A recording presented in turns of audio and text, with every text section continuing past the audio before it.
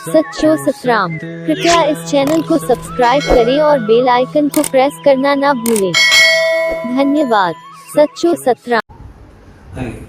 वञण खां अॻु में पंहिंजी औलाद खे देखे पंहिंजो एतिरो समझदार संभाले करे वञे बि पंहिंजो फर्ज़ पूरो करूं जे उहो बि मालिक जी रहमत खे सदाईं संभाले करे रखे। इन करे ॾिसंदासीं जेकॾहिं असांजी औलाद चङी हूंदी आहे असांखे केतिरी ख़ुशी हूंदी आहे।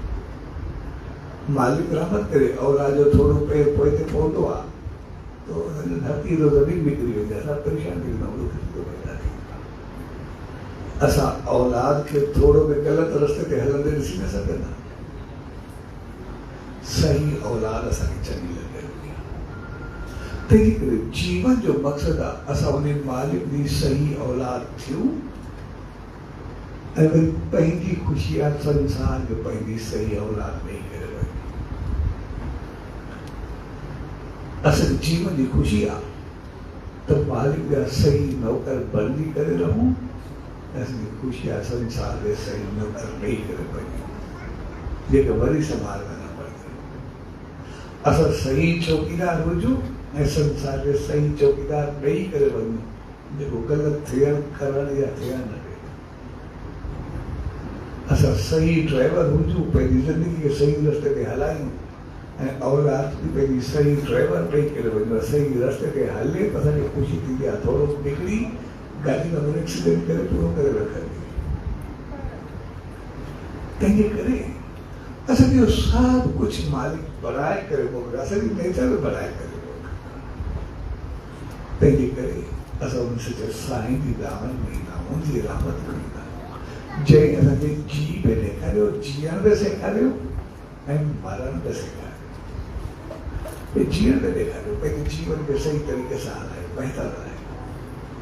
पाण सुखिया रहो, घर खे सुखी रहो, सभु कुझु बहितर मिले। ऐं जीवन में पंहिंजो पाण खे ईअं ॾेखारियो कि जेको मुंहुं सां निकिरे उहो थिए। पोइ साईं ने ॻाईंदा हिकु आलाप थी बरसाति पई, ॿिए आलाप ते बरसाति हली वई। पंहिंजी बरसाति नेचर थी हलाए। आशीर्वाद बि ईअं तो वर्ती करणु पिया माना हारी चए साईं मूंखे पुटु आहे उनजे लाइ रिश्तो नथो मिले। तव्हां आसीस करो रिश्तो मां ॿिए न ॾियण लाइ तयारु कोन्हे। अरे साईं ने तूं खेलियसि चए ठीकु आहे, ॿिए दफ़े ईंदासीं त पोट खे छिती ॾींदासीं। भई रिश्तो बि थींदो, शादी बि थींदी, पोटो बि तूं खणी करे ईंदी। हुन चयो रिश्तो पर साईं पोटो खणी करे ईंदासीं। ऐं जॾहिं ॿिए दफ़े साईं जन आया त माई पंहिंजे पुट नूं पोट सां ॻाल्हाई लोरी ॾिया। तंहिंजे करे असांजो जीवन बि अहिड़ो हुजे, पाण बि सुखिया रहूं, ॿियनि खे बि सुखी कयूं। जेकॾहिं ताक़त आहे, पहुच आहे, जेतिरी असांजी आहे, जेतिरी बि आहे त जेतिरो पाण सुख वठो ओतिरो ॿियनि खे सुख ॾियो। इन जो मक़सदु इहो आहे, जीवन जो इहो मक़सदु आहे। जीवन में पाण बि सुखी रहूं, ॿियनि खे बि सुखी रहूं। सॼो साईं संदेश ॾिनो भई जेतिरी तव्हांजी पहुच आहे, घुरण वारे खे छा कंदा, घुरण वारो पंहिंजी पहुच आहे, तव्हां पंहिंजी पहुच सां ॾियो। जेतिरी जा पहुच रखंदा पोइ ओतिरो ॾियो। तव्हांजो मक़सदु इहो आहे। भई माई जी ज़रूरत हुई त मूंखे पुट जो रिश्तो मिले, पर जेको मां करे सघां थो, मां पोट ई ॾेई सघां थो, सां गॾु ॾेई सघां थो, सदाईं ख़ुशि रहो, कहिड़ी ॻाल्हि आहे।